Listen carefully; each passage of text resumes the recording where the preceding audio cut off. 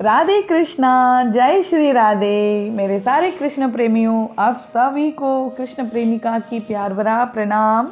राधे राधे। आप सबको स्वागत करती हूँ आपका ही भक्ति चैनल पर। हम लोग भगवत गीता की चैप्टर वाइज समरी सुन रहे हैं। जो पहले अध्याय की समरी आप लोगों ने सुन चुके होंगे, आज मैं दूसरी अध्याय की समरी आपको सुनाने वाली हूँ। दूसरी अध्याय में से ही भगवान श्री कृष्ण की असली गीता उपदेश शुरू हो रही है, तो बहुत इम्पोर्टेंट है। तो पहला अध्याय में क्या हुआ, दोनों सेना के बीच में रथ खड़ा करने के लिए अर्जुन ने भगवान से रिक्वेस्ट किया, तो भगवान ने भी दोनों सेना के बीच में रथ खड़ा किया। तो अर्जुन बहुत भयभीत होकर, मोहवश होकर, सबको युद्ध स्थल में आकर सबके ऊपर दया करुणा की नज़रों में सबको देख रहा था। ये मेरा भाई है, ये मेरा बंधु है, ये मेरा सखा है, ये मेरा दादा है, ये मेरा गुरु है करके मैं इनको कैसे मार सकता हूँ। इनको मारने से मुझे नरक भुगतना पड़ेगा, मैं युद्ध नहीं कर सकता, मैं युद्ध नहीं कर सकता करके बहुत ही कायरता हो गया अर्जुन। बहुत ही हाथ पैर खाप कर अर्जुन ने अपने गांडीव धनुष को भी नीचे गिर गया है, रथ के बीच में बैठ गया। ये चैप्टर 1 की समरी है। तो अब इधर चैप्टर 2 में क्या हो रहा है, भगवान श्री कृष्ण अर्जुन को असली ज्ञान देना शुरू कर रहे हैं। तो चैप्टर 2 को क्या कहते हैं, दूसरी अध्याय को सांख्य योगम। सांख्य योगम का मतलब असली ज्ञान, असली ज्ञान, truth knowledge, the way of true knowledge, the way of truth, analytical knowledge, अपने आप को समझना, सेल्फ रियलाइजेशन, ये सब कैसे भी आप समझ सकते हो। तो दूसरी अध्याय में प्रवेश होते पहले एक इम्पॉर्टेंट बात मैं आपको कहना चाह रही हूँ। इसमें भगवान गुरु होकर शिष्य अर्जुन को उपदेश दे रहे हैं, वो तो है। उससे पहले अपने सखा रिश्ता को भगवान ने बहुत अच्छे से इधर निभा रखे हैं। मतलब ट्रू फ्रेंडशिप का मीनिंग भगवान श्री कृष्ण हर चीज़ों में हमको रोल मॉडल है। कैसे हमको लाइफ जीना है, क्या करना है, क्या नहीं करना है, सब चीज़ में भगवान हमारी रोल मॉडल है।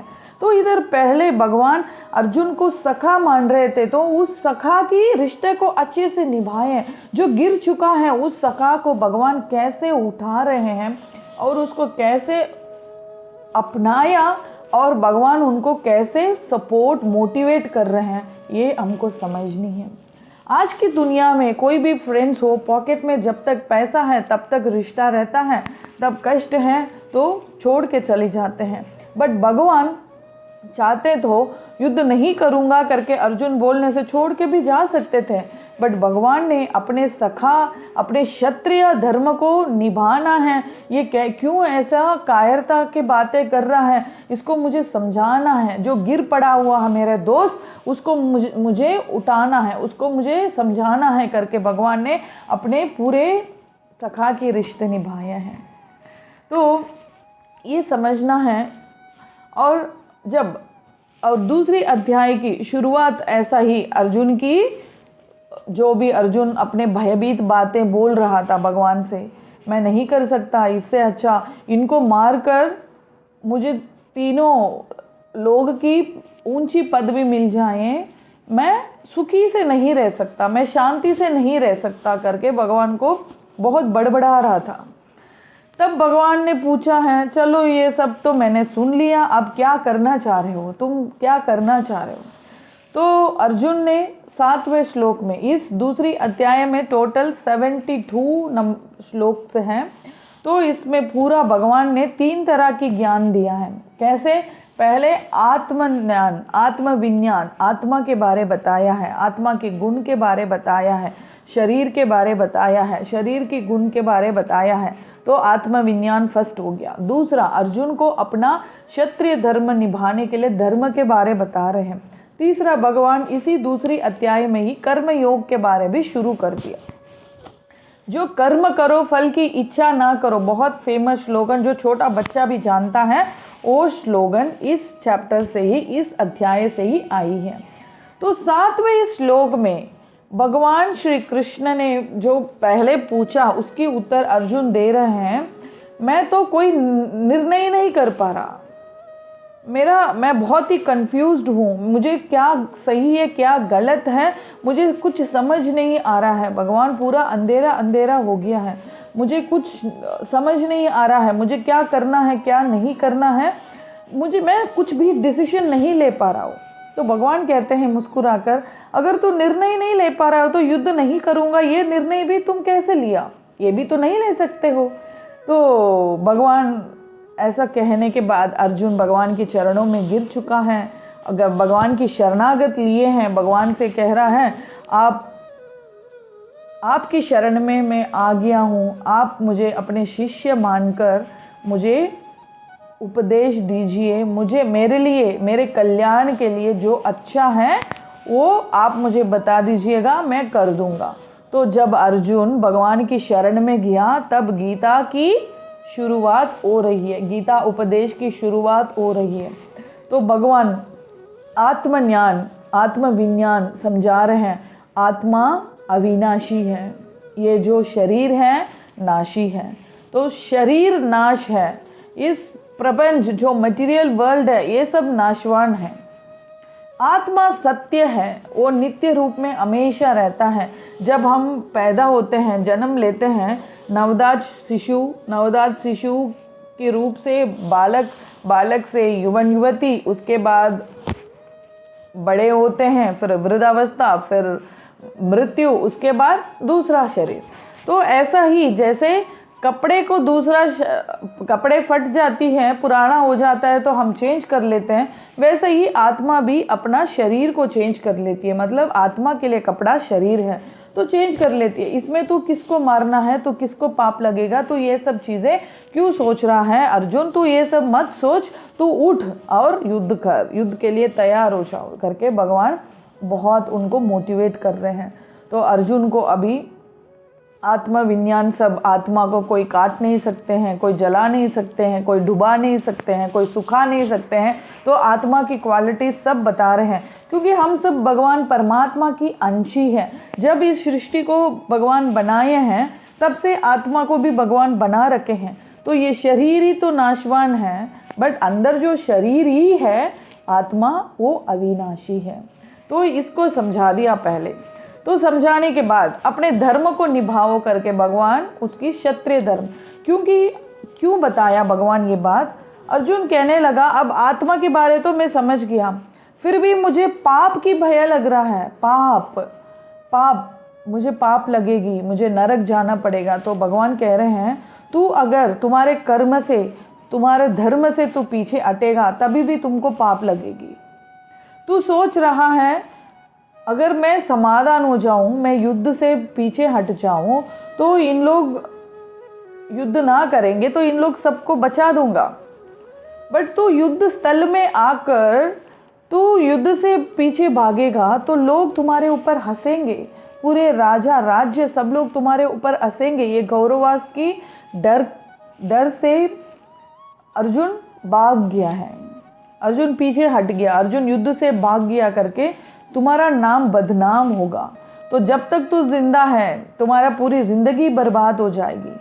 तो तुम मरने के बाद भी तुमको सुखी नहीं मिलेगी, मरने के बाद भी तुमको पाप ही भुगतना, नरक जाना पड़ेगा। अगर क्षत्रिय कुल में कोई भी जन्म लिया है उसका धर्म है युद्ध करने का। तुम अपने धर्म को निभाया, इसमें अगर तुम जीतेगा तो तुमको राज्य मिलेगा, अगर तुम मरेगा तो स्वर्ग प्राप्ति होगा। इसमें दोनों साइड लाभ है, बट तू भागने से दोनों साइड ही तुमको प्रॉब्लम है। तो ये सब चीज़ें समझ जाओ करके अर्जुन को दूसरी पॉइंट धर्म के बारे सिखा रहे हैं। अभी तुम अपने धर्म को निभाने के लिए, युद्ध करने के लिए खड़े उठ अर्जुन, खड़े उठ करके भगवान बता रहे हैं। और तीसरा पॉइंट कर्म योग, भगवान कर्म करो, कर्म की फल ना इच्छा करो। ये 47 47 श्लोक से 72 श्लोक तक कर्मयोग, कर्मयोगी के क्वालिटीज़, उनका गुण, सब चीज़ें भगवान बता रहे हैं। फिर भगवान परमात्मा तत्व भी बता रहे हैं। तो कर्म करना, कर्मयोगी का मतलब क्या है? जो भी परमात्मा की चिंतन में, परमात्मा को अपने मन में बिठाकर, अपने हृदय में बिठाकर, जो भी भगवान के अर्पित कर कर्म करता है वो कर्मयोगी है। वो सबसे श्रेष्ठ मनुष्य है। अपने बंधन सब छोड़कर, अपने इच्छाओं सब त्याग कर, सिर्फ परमात्मा तत्व के लिए वो जो कर्म करता है उसी को कर्मयोगी कहते हैं। तो इसलिए भगवान कहते हैं तू कर्म कर, कर्म की फल की इच्छा मत करो।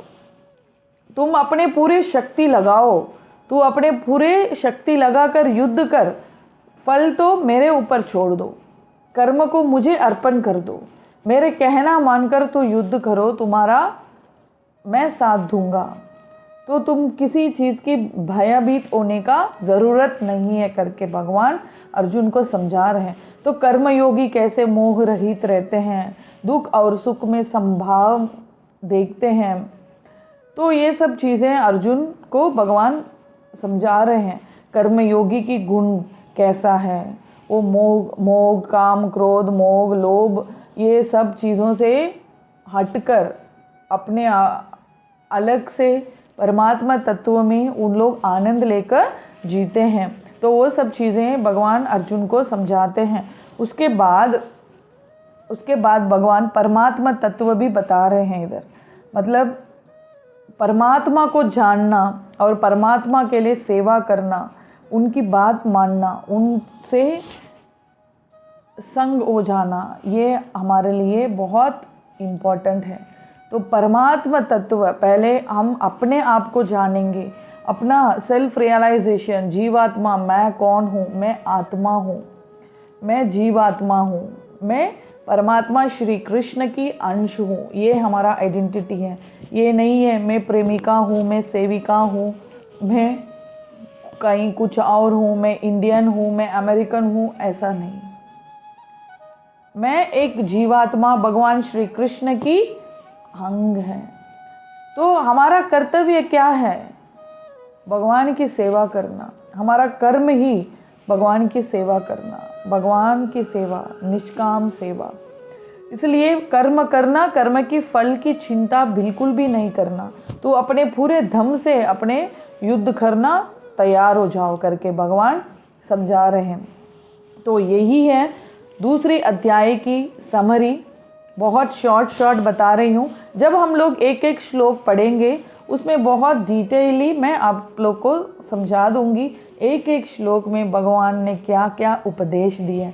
ये एक आउटलाइन है, ट्रेलर है आप लोग के लिए। तो आशा करती हूँ आप लोग को ये वीडियो अच्छी लगी होगी, बहुत ही इन्फॉर्मेशंस मिले होंगे।